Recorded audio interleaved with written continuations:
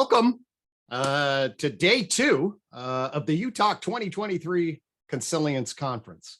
I'm very happy to say that I think yesterday was quite a success. John Vervaeke kicked us off with a very powerful analysis of emanation and emergence, setting the stage for a core argument for consilience. We had a number of really cool symposia. Corey, in an invited address, Corey David Barker gave us an articulation of the Archdisciplinary Research Center, ARC, which is a very exciting enterprise that some folks here are involved in. We ended the day with some circling, as well as some Socratic speed dating, and over 375 people joined us at various times during the day. We've got over 620 people registered, so pretty exciting at that level. And today we jump off with Respond, which is a gathering of leaders in this corner of the internet, pulled together by Nathan Vanderpool. I'm going to hand it off to the moderator, Robert Gray, and he'll get us started. And then I'm really looking forward to the ensuing discussion. So, Robert. Great, that was awesome, Greg. So Respond is an organization that explores the relationship between science, practice, and wisdom. Respond works with experienced practitioners, dedicated scientists, and a range of people and organizations to promote understanding and practice. There's some exciting projects emerging this year, collaborating with many groups to afford science-guided wisdom. A large part of Respond's efforts are collaborating with people on this panel in a bottom-up approach to generate insights to various aspects of wisdom communities and ecologies and practices. Nathan is a PhD scientist and devoted monistic practitioner and the heart and soul of Respond's efforts. He's been working on a lot of projects this year that are starting to bear fruit, including generating a meta-curriculum around wisdom and practices and working with facilitators and scientists across various disciplines, traditions, points of view, trying to understand wisdom in relatable and practical ways. I'll hand things over to Nathan. Thank you, Robert. Just like to offer a little context that I look like I'm in a cave because I've been on Zen retreat for a week. So this is the first time that I'm really like speaking at length, and hopefully I'll be clear enough to all of you. Taylor is here to help me out if things kind of get too foggy. But yeah, so I'll start with just saying a little bit about how I see Respond, and hopefully over the course of talking about it, it'll become more clear what I mean by those things. In some ways, I look at Respond as a cultural intervention, a kind of like social sculpture. If you're familiar with Joseph Beuys, you might already be familiar with that concept, but as we go along, it'll be more clear. But the idea is to help people wake up to their own personal wisdom. So about myself, I'm a student, lifelong student.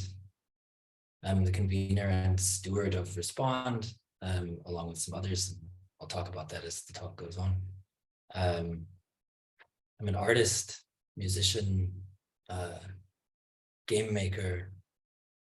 In fact, like maybe that's the place to start, is that where I began this journey was actually on the other side of this coin.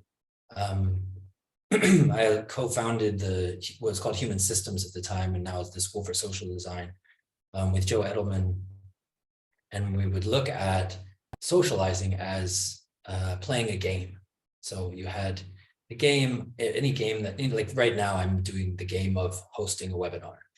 And there are implicit rules, things that you expect from me, you don't expect from me. And we can make those rules explicit and change them.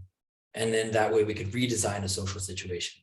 And our intention in that was to try to redesign social situations in ways that made it easier to show up and live by your values, to have meaningful experiences.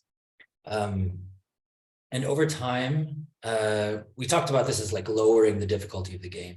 And over time, I realized that my deep interest was actually in raising the ability of the players. So kind of the other side of this. I got into contact with Daniel Thorson and ended up doing a 3-month monastic retreat with him. And put him in conversation with John Vervaeke in the course of that on the STOA. And that's where this whole project started. Came to fruition as we tried to start looking at like, how do we raise the ability of the players in this case? How do we help people to become more wise? And in the course of the initial inquiry into this, I started to interview John and Steve and Layman and Benita and others who are not here on our screen right now. I'll talk a little bit more about what came of all that, but I started to speak with these people and try to see how do they look at what it means to become more wise, to raise the ability of a player in social games. And to be honest, like everyone's views were incredibly beautiful and complex and subtle and difficult to communicate with people who weren't familiar with the space. And some people would talk to them, tell them I'm working on a project around wisdom, and they wouldn't even know what I meant. What is wisdom? It's that far out of our cultural discourse that many people don't know what you mean when you say that. So what I tried to do was start by looking at how can I take a step back from any of these teachers' actual teachings and just come up with a way to a compass, a sort of like creating a field in which we could talk about what it means for somebody to become more wise in very simple language that you could explain to somebody at a coffee shop, and they would understand what it means if you tell them that you're studying wisdom, you're studying how people become more wise. So basically, the headline of that would be that there's wisdom, instead of like product, a thing, a state, trait, some kind of thing. Wisdom is a process of harmonizing view, care, and action. I'll talk a little bit more about what it means by that, what I mean by that, and how I'm using that in the context of this project. By view, I'm talking about your understanding of a situation, like where your attention goes, the way that you're tuning in to what's happening right now. John refers to this often as salience landscaping. There's just the way that I am picking out certain aspects of experience, making them relevant. This is the way that I'm looking right now. This is my view. And what becomes clear when, in terms of becoming more wise, is that no way of looking can capture reality. There's always so much left out in a certain way that I'm looking. Some things I'm picking out, I'm looking at that. And this can instill in us a certain kind of humility. Understanding that we don't know, and whatever we say can't capture what is. There's always more. So part of becoming more wise means like cultivating an open mind of what we're tracking. What am I noticing? What's relevant to me here, here, here, here. And it can develop a view that's more profound, that understands that there's so much more than I could possibly see in any way of looking. The second aspect is care. So I'm harmonizing view, care. Care is the things that I care about. But that can be different things. In some ways, it can be values, when it's the good, the true, and the beautiful, when it's well-being. These are values, the things that I care about sort of naturally, spontaneously, my care just goes toward. But also other things can be important to me. I can be caring about status. I can be caring about outcomes or expectations. There are plenty of things that I could be caring about that are not the good, the true, and the beautiful. What's inspiring to me, or what I aspire to. And so I can say in that way, care can be sort of distorted. Certain fears, things I'm trying to avoid, certain things the way I'm trying to manage, some kind of feeling of lack rather than a feeling of like spontaneous drawing toward. So we get these values and distortions in care, and basically for someone becoming more wise, they're pursuing Sophia, the good, the true, and the beautiful. They're trying to live in this way of an open heart, sensing into what is good, sensing into what is true, sensing into what is beautiful. And as they get more skillful at this, their care becomes more mature.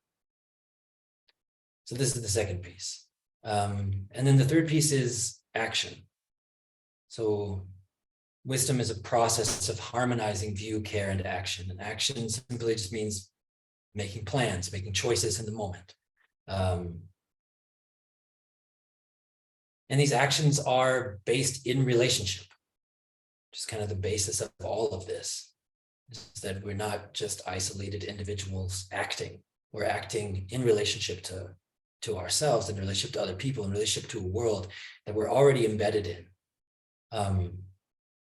It's a sort of a dancing, a playing, an unfolding of like what is, that manifests in action. This is when we can look at like when we're talking about becoming more wise, we can look at the process John talks about as dialogos, as a value here. I'm putting myself in opponent processing, recognizing with humility, my view cannot be the right view, the thing that captures reality. And with care, I'm dedicating myself toward what's good and true and beautiful. And with action, I'm entering into this dance, reciprocal opening, the opponent processing with others, recognizing I need other perspectives. I need people who can tell me where I'm distorting myself, my own view. I need to push against reality, see where it pushes back, to check my proposals about how things are from moment to moment. So I'm exploring here in action, trying to sort of live with an open hand and become more skillful, as a way of becoming more wise. We put all of that into this process of harmonizing view, care, and action. We have like a compass for talking about what do we talk about? We're talking about wisdom. Becoming more wise means something like this. And in a lot of ways, the teachings are subtle and different and point towards different things, but they generally, we can sort of like define the field in this way and use it for now as a sort of compass for how we're going to talk about things, or what we're talking about when we talk about wisdom. So in talking with all of these teachers, it became clear that we wanted to go deep. This is me trying to take a step back from what they're saying, all the complexities of it, and describe it, explain it to regular people, because I wanted to relate that to people outside of the sort of liminal web, wisdom web, whatever you want to call that.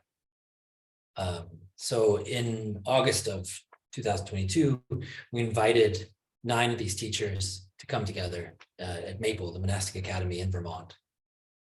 That was Soryu Foral, Bina Sharma, Layman Pascal, who's here, Benita Roy is also here, Zach Stein, John Verveke, Catherine Devaney, Steve March, who's also here, and Rafe Kelly. They came together and were facilitated by myself and then a group of 4 other designers, Nathan Schneider, Cheryl Shu, Ben Ang, and Stephanie Suslov. And basically we tried to facilitate the birth of a meta-curriculum. So how could we bring these expert teachers who they eventually started to call scholarks for their role in this network? How can we have them help us determine what it is that we would need to do in order to spread wisdom throughout the culture, to create a good science-based, informed by science, sort of compatible with a scientific worldview, compatible with open society, wisdom training? Like, what would it look like? What would a meta-curriculum look like? And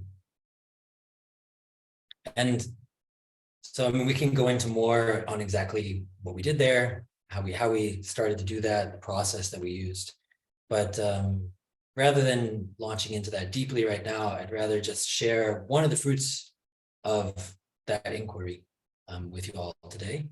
Nathan, just one sec. Did you mention Layman in the group? I did. I think so. Layman? Okay. Did I mention Layman? Did I mention you, Layman? I heard my name, but I often think I hear my name, so. Yes, Layman was definitely in the group. And that provided a very important role in many instances. Yeah, so basically, maybe I'll say just a little bit about what we did, which was we tried to get it was very difficult. We're trying to give birth to something emergent. And so what it did was had the teachers using a sort of modified ephemeral group process, had the teachers try to define what questions we need to ask in order to, if the generator question is, what do we need to understand to create, or how do we create a meta curriculum for wisdom? Had the teachers try to ask the most relevant questions that we would have to answer before we could answer that question. And then we had them ranking and picking and trying to find all these different methods. We just working to try to get this conversation to be focused. And the teachers then had conversations in response to these inquiries, the ones that they found most relevant. And in the course of analyzing that, as I said, there's a lot more that will come out of that. We'll talk a little bit more about that later. But initially, we can share, I'd like to share what we call like the DIME paradigm for wisdom practice. So there are 4 aspects to this. With DIME, D-I-M-E, dialogue, imaginal, mindfulness, and embodiment.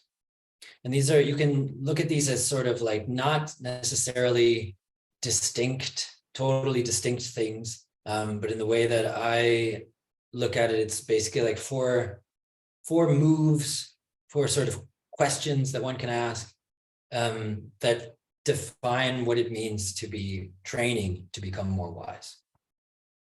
And this is, again, a compass, a paper scaffolding, open for review, but for now, it's where we stand, and it seems to be a pretty useful way of looking. So I'll start with, at the base, we'll start sort of back, we'll go backwards from DIME and start at the end with embodiment. Because embodiment, the body in this sense is the locus of reality, a contact point of self, world, other. It's the place of experience. And so practicing embodiment means asking, how do I sense into direct experience? There's a number of ways to do that. I just spent a week trying to do that. In Zen, my teacher would say, it's that what immediate, before words, immediately what I experience right now. And this is very difficult because we're talking about it. But it's at the base of everything. And as John and others can explain much better than I can, I'm just representing this on his like large zoomed out theoretical level, but cognition, so much cognition is already taking place below the level of awareness in the body, in the environment. This isn't something that just happens in my brain and as all the things I'm thinking, it's happening before, it's coming up. So the level embodiment, how do I sense into direct experience, is at the base of wisdom training. If we take a level above that, we get to the M, going backwards, the M of mindfulness. So mindfulness of my view, mindfulness of my care, mindfulness of my action. The question here is, how do I step back and look at what's happening? How do I become aware of how I'm looking? What's my view? How am I seeing things? How do I become aware of, like, what am I caring about here? What's important to me here? How do I step back and become aware of, like, what actions am I taking? What decisions am I making? How is all of this playing together? The ability to step back and examine that, to take a metacognitive perspective. This is mindfulness. Is this sort of second of these 4 key moves to wisdom training and a theory of wisdom training principles that we want to try to outline. The third one is imaginal. So imaginal is, in this case, we can think of it as the connections between view, care, and action. In terms of the connections between view and care, we can look at like the agent-arena relationship, the rules and the roles, the way I'm understanding what's happening here. In terms of care and action, we could talk about between those two, we can think of like visions. Given what I care about, what do I want the future to be? How could I act in order to achieve that? We could talk about counterfactuals. Given what I care about, how could I have acted before? It would have been a better expression of my care. And then lastly, when we complete the loop around, we talk about action and view. Here we're talking about affordances, possibilities. Depending on what actions I want to take, this cup might become something to hold water or something to throw at somebody who's coming in the door. Depending on my view, the way I'm looking at things, what is possible can change. What are the possibilities here can be fixed or fixed sort of within the way that I'm looking at it. I can break that open. I can play with that, see it differently. This is where action and view, the connection between the two, comes into the imaginal. And the imaginal then is the question of how do I play with my understanding? So in this full way of between view, care, and action that I just outlined, how do I play with that? How can I not get fixed, not get stuck in some way, but actually stay fluid? And this is the imaginal move, the imaginal aspect of wisdom training. And then dialogue, finally, the D of DIME. Dialogue is basically just interaction. So my view, care, and action, coming into contact with myself, with the world, often with others who have their own view, care, and action operating. And the question here becomes, how do I communicate? You could also ask, how do I coordinate? How do I cooperate? So taken together, we have this DIME approach to a theory of wisdom practice, a theory of wisdom training. Dialogue, imaginal, mindfulness, embodiment. If we get these four things into some kind of mutually affording process, then we're really getting ourselves into a state where we're becoming more wise. So it's at least an outline of a way to talk about things that hopefully is useful and serves us well. The last thing that I want to share right now Taylor, it makes sense to just go on and then come back for questions, or? Yeah, probably. Okay. Yeah. So the last thing I want to share is about what's coming up for us now. We are in August of later this year, we're going to meet in Bergerac in France. Just outside of Plum Village, there's a hub of a place called Life Itself, who's hosting us for a month. 1 week of that will be another Scholark retreat, like the one we had in Maple before.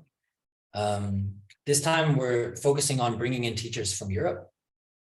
So we have Thomas Steiniger, Elizabeth de Bolt, Rainer Leoprechting, Vivian Dittmar, Nora Bateson, Ian McGilchrist, Nicholas Yanni, Ria Buck, and Francois Demange. And then John and Benita will also be joining us as sort of representatives of the North American cohort.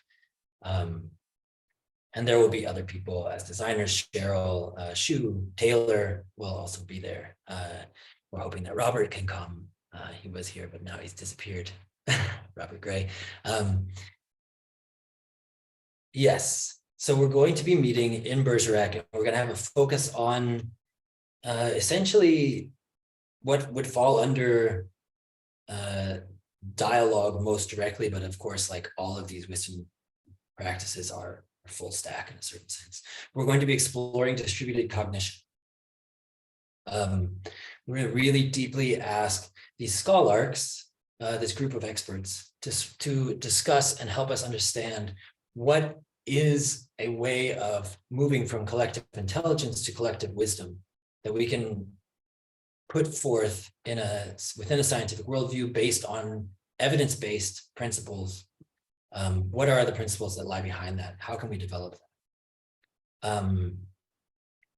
And then one might ask, okay, so if the idea is actually, going back to the beginning, to create a cultural intervention, if we want to move this into the culture, you spent so much time trying to explain this to somebody in a coffee shop, like, so what if John and Benita and Nora and Ian, like, and those people, brilliant people, get together and explain something, and it's great, wonderful. Like,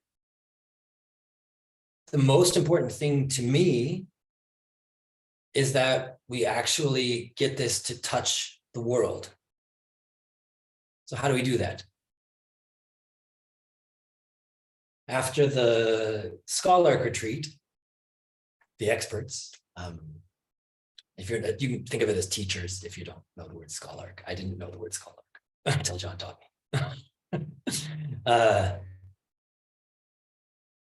After that, we're going to have a 2-week gathering of facilitators. So people who are in the space, we're deeply committed to spreading and sharing and catalyzing a movement. We're trying to bring something that is real, something that can actually help people change the way that they're living, to actually respond to the meaning crisis, to the political crisis, to the environmental crisis.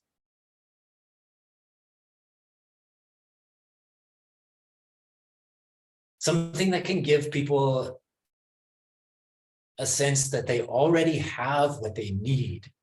They just don't see it.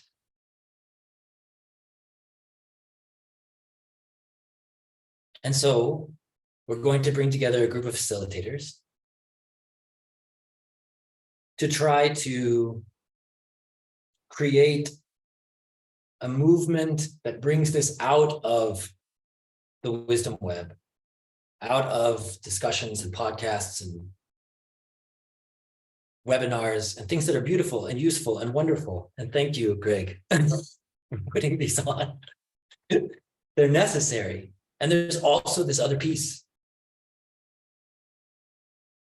It's like, we can talk about this, it can be beautiful things, but like, if we don't touch people's lives, like, what good have we done?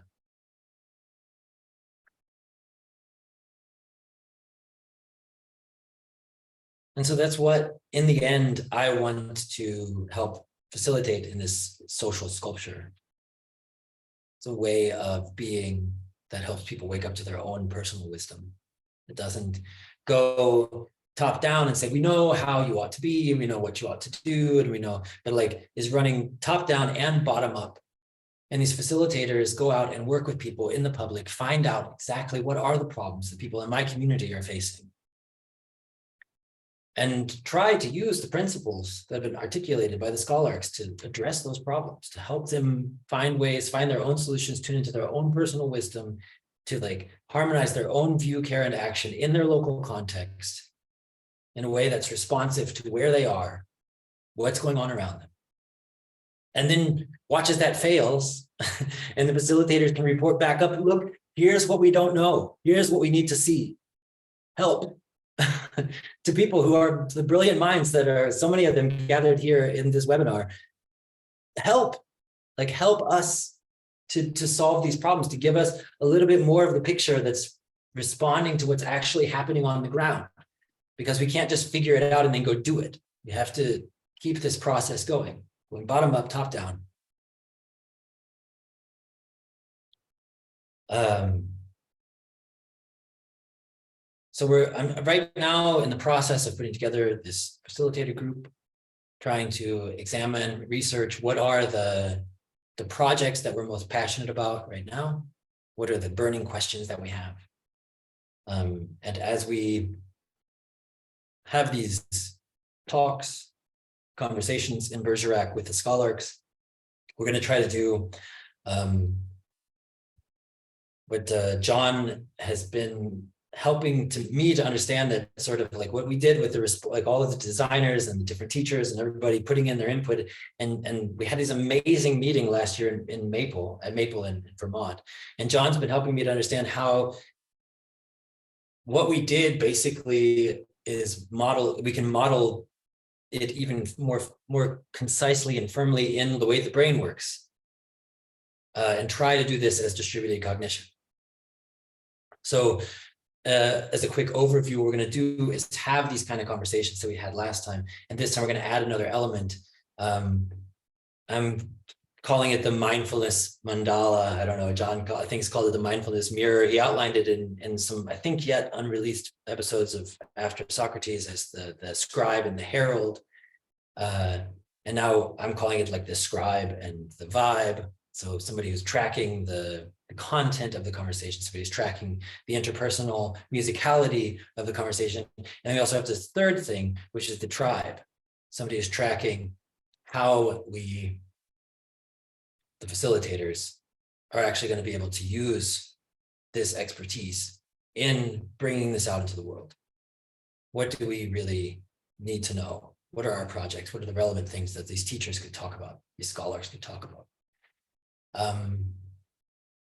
Yes, so we're going to try to do this in August in Bergerac. And in the run-up to that, we're going to be organizing ourselves, trying to have conversations that are setting us up for that week of exploration, the 2 weeks of exploration after that, in order to catalyze a movement to move this out into the world, to actually create the top-down and bottom-up communication that's necessary if we're going to not bullshit ourselves into a wonderful talking about it, but actually take actions in the world.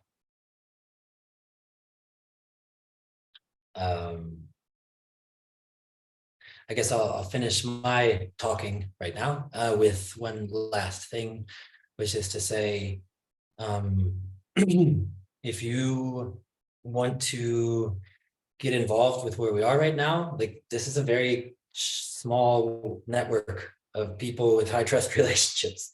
And so it's difficult. We're trying to figure out how can we open it up? How can we make them scale this in a way, like working with people from the Vervaeketat Foundation, Ryan Barton and others. And those questions are still unanswered, but what can you do right now? What would I ask? If you feel moved by this and you want to join in somehow, like what can you do? There are some articles that Taylor can post in the chat. These are articles that outline the view care action paradigm. Read those. Give us feedback. Give me feedback. Spread them around. If you find them useful, ask other people to read them. Ask people who don't know what the hell we're talking about to read them. And then talk to them about what they thought. And then if they didn't understand something, like please let me know. But if they did understand something, then start to talk to them about it. Start to like see if you can apply the ways that you would talk to somebody in a UTOK conference into a more sort of everyday local jargon wherever you're from, whatever language you speak. Try to see if you can figure out how to talk to everyday folks about wisdom, their own personal wisdom. And use these articles as a launching point for that. The second thing you can do is if you want to know more about the DIME approach, Taylor's going to post another link. I'm so grateful for Taylor's help here. We have a course that we are developing, Taylor and I. We've beta tested it with some of the folks that are here. And so we're going to have the first version of it online open for others. where you can learn for yourself personally in your own life. How can I like sort of frame this? How can I develop an ecology of practices that like addresses all of the different moves that I would need to have? How can I audit what I'm already currently doing? And you can also look at, like, if you have an offering, you can look at the offering that you're creating for others in terms of this. So it's a way to get yourself more deeply involved in what we're doing, and hopefully start to apply it in a broader framework. And if you're really, really, really interested in getting deep into the mess with us, you can sign up to a week that we're going to do before the Scholark meeting, before the facilitator retreat. We're going to have 1 week in Bergerac in France in August of practitioners meeting. The hope here, Taylor can post, you got that? So on it. The hope is that we can start to move people into a space where we can expand. So if you're really interested in like getting deeply involved in this, becoming one of the facilitators who's trying to catalyze this movement, you don't really have to have much experience to join this retreat. It's going to be a heavily facilitated retreat. We're just going to help you understand what we do, theories and methods. We're going to help you understand how you can build your own practice, how you can talk to others about building ecologies of practice, how you can do some of this relevance research type stuff that we've been talking about, how we're leading this with Scholarks. Basically, we're just going to onboard you into the network if you're interested in getting deeper in. Come be with us in France. Ooh, I haven't talked for a week, so this was a lot for me to say. And I will now pass it over to Greg. Maybe he can open for questions and answers, or John would like to say something, please.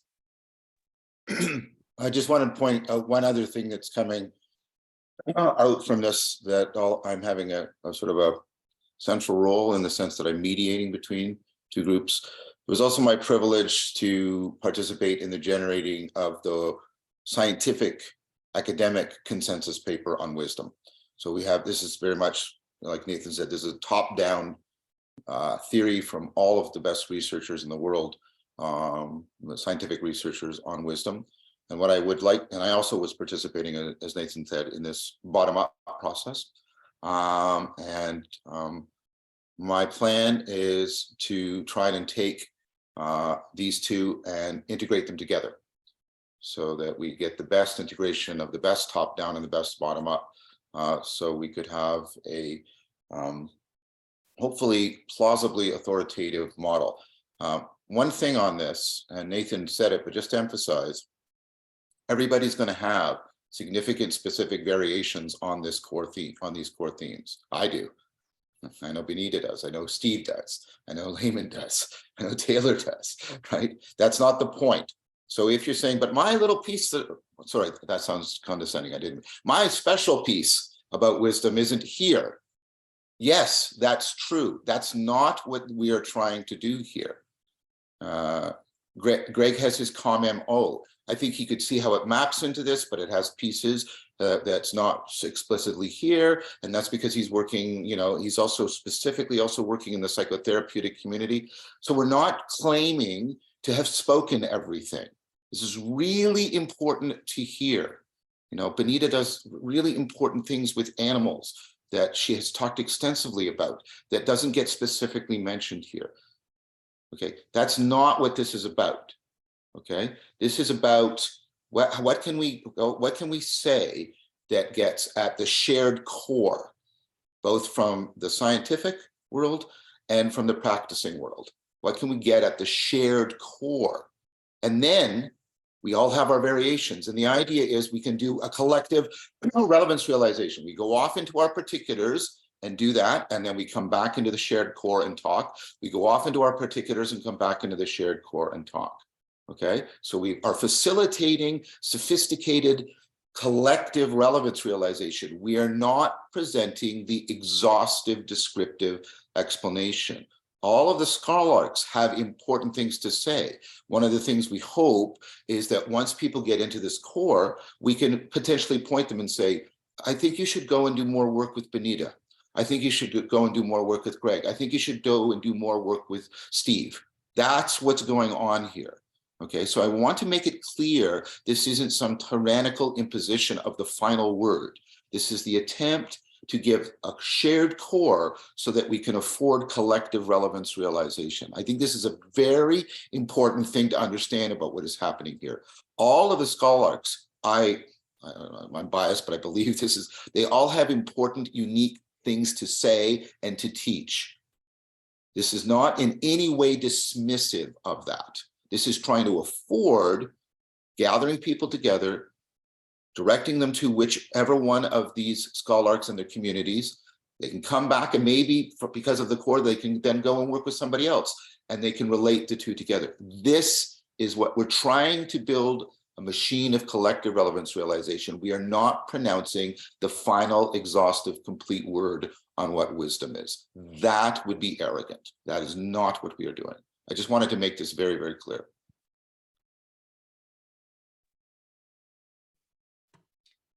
Yeah, that was great. And I think what it brings up for me is that there's a sense in which I hope you would all agree that we see that there's wisdom in the individual's journey toward trying to find wisdom. So if this individual says, oh, I want to do parkour, we don't say, no, you have to go meditate. We say, well, there's wisdom arising in this desire that this individual has.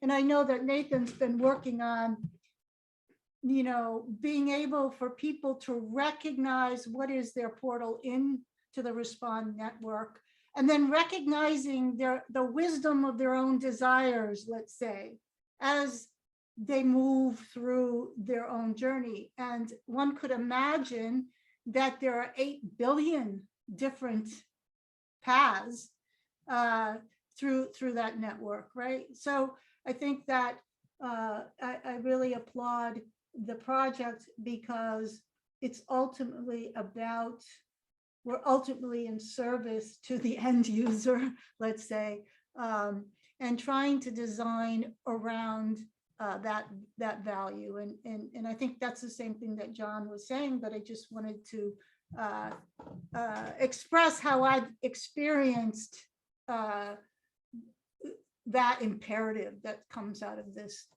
network.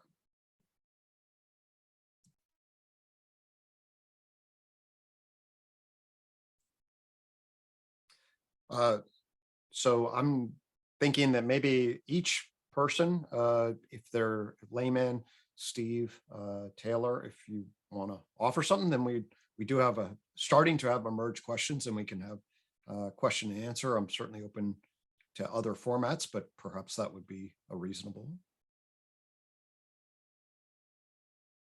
I'm open to just going to questions.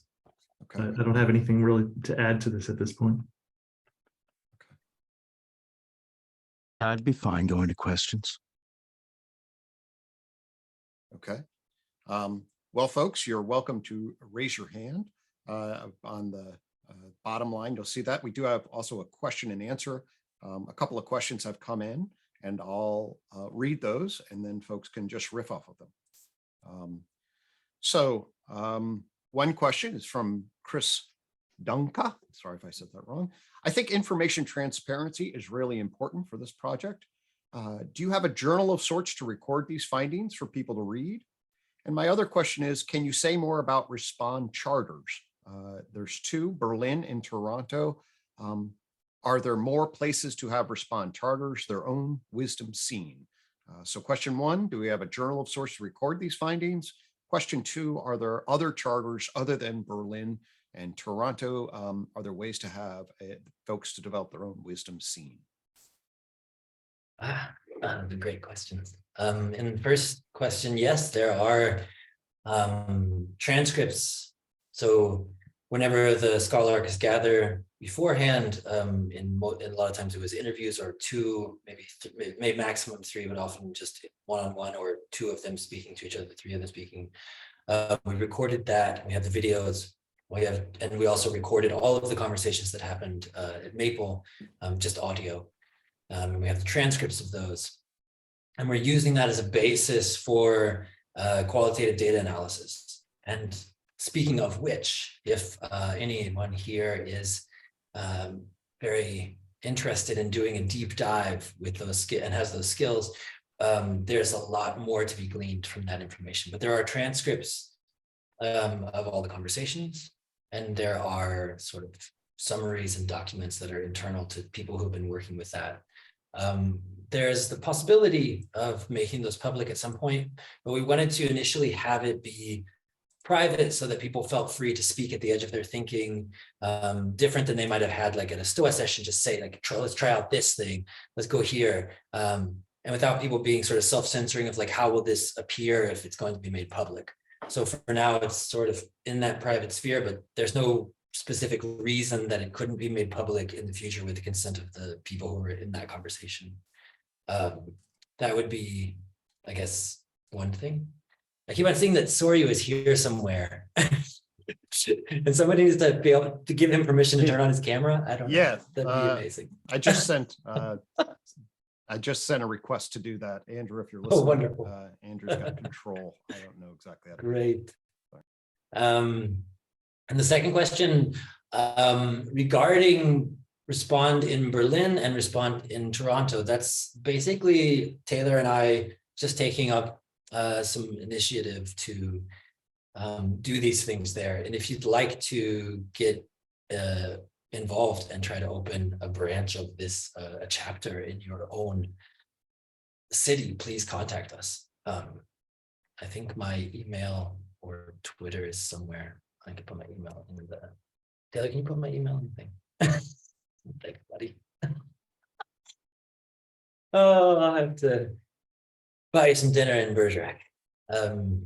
Yes, but I'm happy to speak with others about what that means and how it looks, and what we're doing, and yeah. So please reach out if you're excited about hosting. I think in the end there will be Robert, I know, is working on some things to do online community, but there will be hopefully a lot of in real life communities, because the Sangha is like the community around us is an integral part of becoming more wise. We can't become more wise on our own. So if you've watched this to this point and you think that all you have to do is sit in your room by yourself and do some practice, like, we need people in real lives mixing this into their real lives, responding to what's actually happening. This isn't something just to do on the cushion or in a whatever. It's something to like bring into your everyday experience. And that is the best in my personal take. I prefer most to that in real life community. So if you want to do that too, please get a hold of me and talk. Okay, the next question, we are working on the tech there. The next question is from Nathan Snyder. If we had the result of the retreat in terms of a meta curriculum for wisdom training, would our practice of talking about wisdom here today change from its current format? So there was a meta curriculum for wisdom training. Would our practice of talking about wisdom here today change from its current format? Oh man. So that's an interesting, probably. I don't know. Maybe one of the teachers, the scholars here would have something to say about, hello, Soryu. Oh, it's so lovely to see you. I can talk a little bit to that. Hi, Nathan. And I'll tie it into something that I was thinking of saying before, and that is, so we're in dialogue. So how we talk about wisdom, how do we dialogue about wisdom? And when you were speaking, Nathan, I was thinking about this interesting relationship between dialogue and view. And so what do I mean by that? So when you're in dialogue, as we were at the monastery, especially if it's a peer to peer, you know, if you have students, there's so much asymmetry, but when there's this peer to peer relationship, many people at this level understand there's multiple perspectives, right? So that Soryu's coming from the perspective of Zen, and I'm coming from this strange perspective, and John's got the scientific bent, not exclusively, but the major contribution. But there's a difference between perspective and view. Like, view is deeper than perspective. And one of the ways I talk about it is perspectives is like, you know, the 6 blind men touching the elephant. And view is like those 6 trying to talk to these 6 people that are touching an ostrich. Like, there's a categorical kind of world disclosing shift when you shift your view. And so what I noticed in dialogical practice, we-space practices, that there's something very interesting that happens, is that at first you're managing perspectives, but you're also trying to negotiate everyone into the same view, or trying to adopt the same view. And usually what happens is you pop into a view that is novel for everyone. There's like a holy shit, we didn't see that.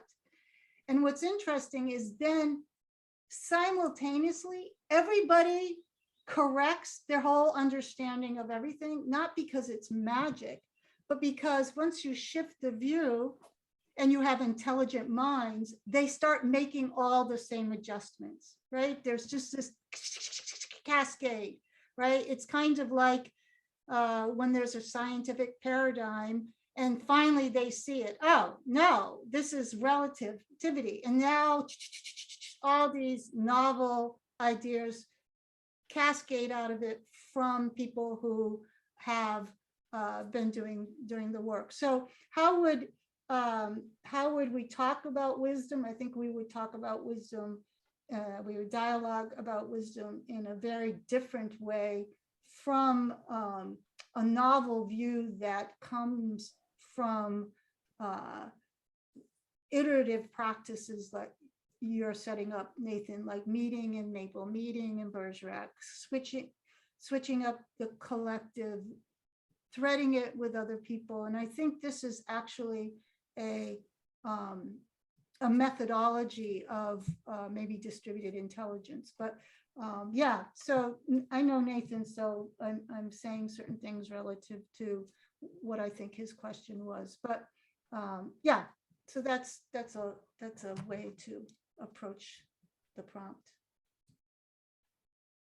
Great, thank you for taking that. Is it Soryu? Would you like some opportunity now that we got your video working? Hi there. Thank you, Nathan, for that excellent presentation and report about the good work that we all did. It was very satisfying to have everyone here and to be able to join together in this conversation. The only thing I'd add is that what Bonita is talking about is a very important distinction between perspective and view.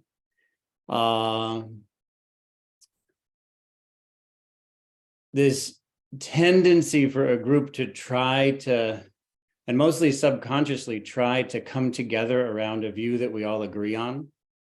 This is a force in us that we often don't notice. So I appreciate, Bonita, that you bring it up. The point that I'd want to emphasize is before everyone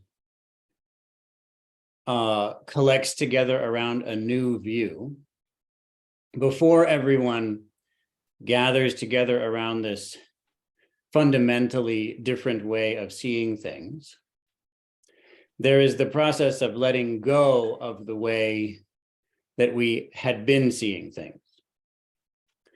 And there's a moment in a well-formed society, in a community of wise practitioners, that everyone has let go of their view, and we have not yet found the one that will start to collaborate us in a new way. And that moment for each of us, when we've let go of our perspective and our deeper views that underlie that perspective, when all of us together have let go of our various perspectives and the views that underlie those perspectives, when we've even let go of this underlying tendency to grasp onto a view, and that is the moment of wisdom. That is the often forgotten magical piece, when we do not have anything holding us together, and yet somehow we are still together. Somehow we continue to function as a group. This magical point is, to me, what was so exciting about that gathering, and which I hope more and more gatherings facilitate, because it's out of that then a new view comes forth, and that new view, of course, is of great value. But we don't want to overlook the value of that moment of true letting go of all views, therefore all perspectives, and even this underlying tendency to grasp onto views and perspectives. So the fact that Nathan, you and others managed to create such an environment is really quite extraordinary and is of great benefit to the world. Thank you for that. We have Ken Baskin, who I'll call on he raised his hand a while ago, so I'm going to hit allow to talk and see if he can unmute. Okay, can you hear me? We can. Mhm. Okay. First, I want to thank you all. I've spent the last 10 years trying to reinterpret the activities we think of religion, freed from the handcuffs of modern Western monotheism. And I have so often felt like I was wandering alone in a forest. And it is beyond my ability to communicate gratifying to enter an opening in that forest where there is a community of people who understand what I'm talking about. I wanted to add that for me, myth is a biological imperative for understanding the powerful invisible forces of the universe, and that science, religion, and philosophy are absolutely interconnected as a way of meeting the demands of perception so that we can know what's going on, recognize what to do, and understand why it's happening. And the one question I wanted to ask is, have you done any thinking about how to find some equivalent of myth to communicate what you're doing? Because what you're doing is the work that I think religion is about, the process. And myth is so important for stating the symbolic order you're trying to communicate, and giving people those things they need to meet the challenges of their own life. Thank you, Ken. Excellent question about the nature of myth and how it's woven in or not.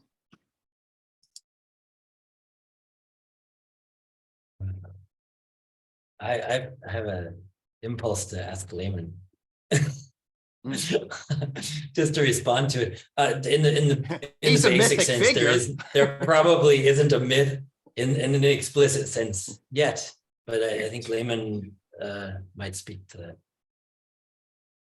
I think the presence of the I in Dime holds open a space for this, the imaginal, but that space hasn't been fundamentally explored very much.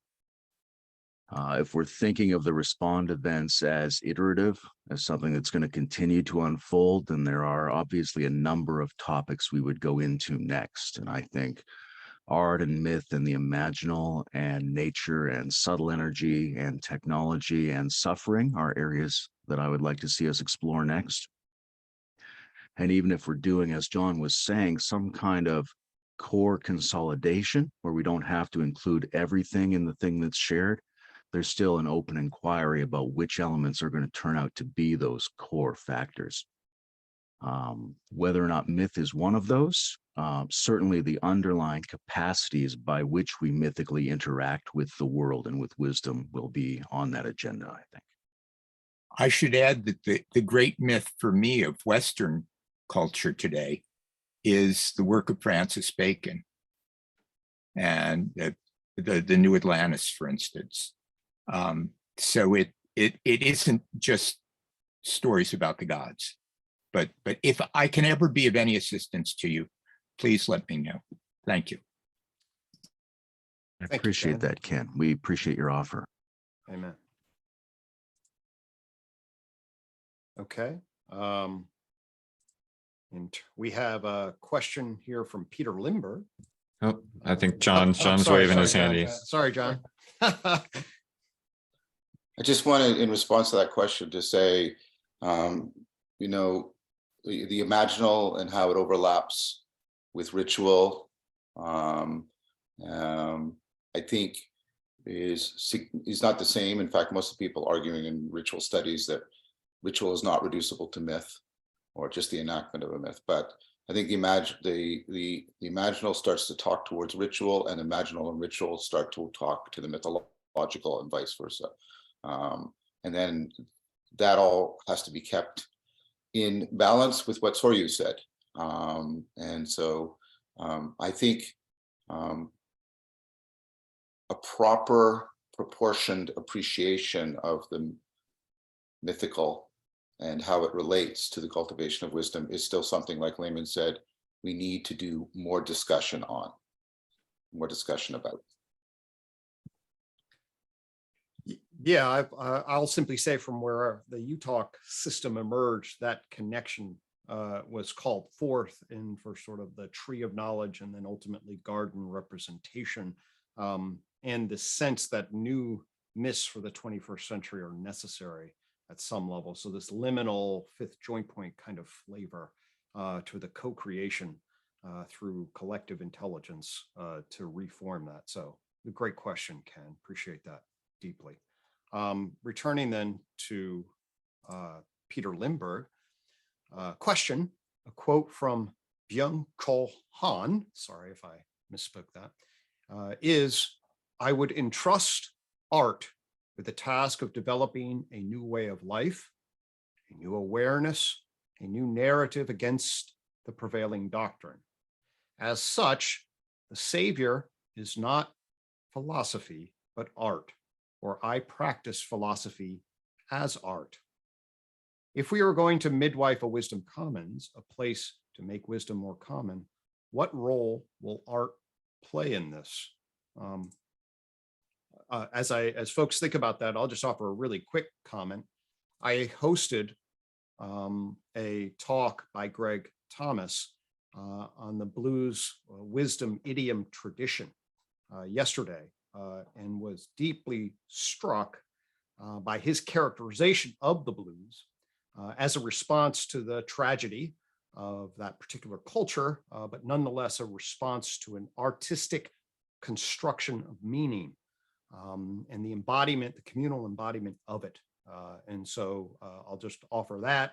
The blues would be one place I know Greg Thomas, into jazz would be, I know, one place Greg Thomas would help us to answer that, but I'll throw that Peter Lindbergh question out, the issue of art, the philosophy of art, and birthing a new culture. Steve. This move, this is actually the very first lesson in the school that I run that we teach. And it's how do we actually shift attunement? And attunement is a distinction that that comes to me through Heidegger. And he talks about the prevailing attunement of our time being the technological attunement, and writes really convincingly about the way the technological attunement actually hides what it is to be human, that we begin to see ourselves in terms of technology. And I think that that is obviously a big thread of conversation about what's happening in the world today, you know, with just what's unfolding rapidly in terms of AI. And there's been a theme of that, especially in what Zach was bringing yesterday in the symposium on education. And what is it that actually enables us to disclose what it is to be human, or to disclose wisdom? And so we work with shifting into a poetic attunement. And so I'm really in alignment with this quote from Han. And I sense that that's true for probably all of us out of the conversations that we had in Maple, that we have to shift into a poetic attunement in order to see the world in a deeper, fuller, richer way. That the technological attunement that prevails is, for me, one of the biggest concerns that I have about something that closes us off to the possibility of wisdom. So yeah, I think this is a major thread.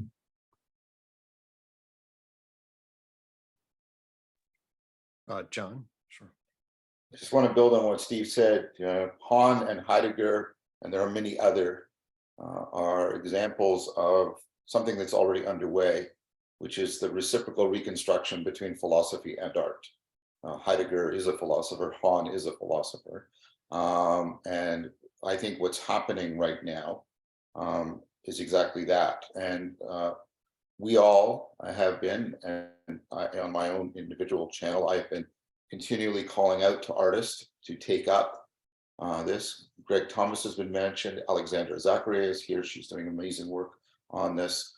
But part of this is this project of the reciprocal reconstruction of philosophy and art. It is ongoing, and it is even being taken up.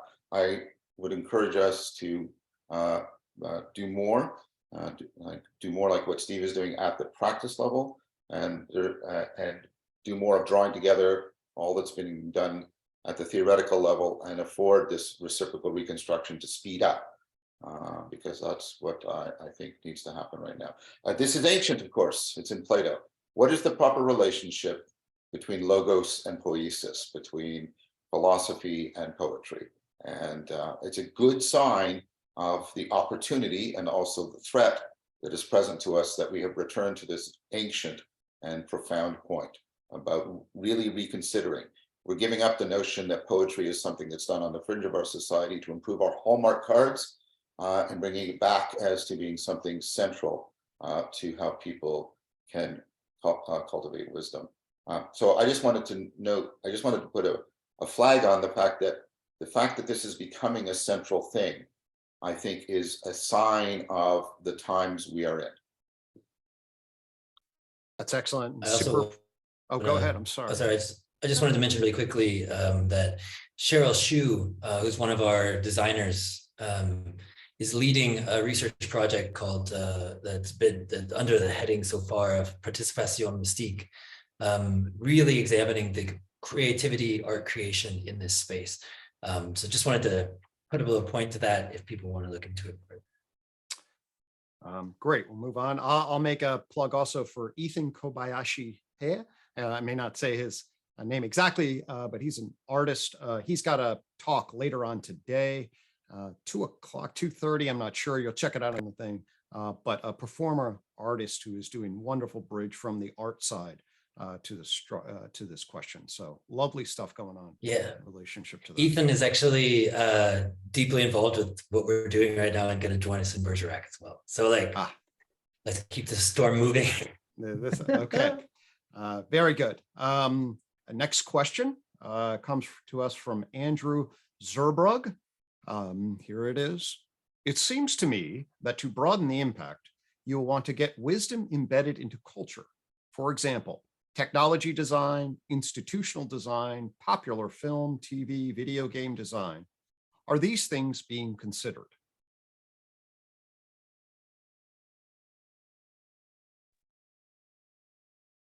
John and so one of our scholarics is not here, who has taken the lead on this. This is Zach Stein, about how all of this should lead to significant institutional reform of our educational institutions. and to return them from being market-centric to being generational-centric. Namely, the job of education is not to get people into the marketplace. It can do that as well as its main thing, which should be to keep the link between the generations properly going. And so to return education to its perennial but most important role, and what that would mean for changing the institutions. I'm working with a bunch of people. Lenny Anderson is here, Jonas is here, about the Nordic secret, the Nordic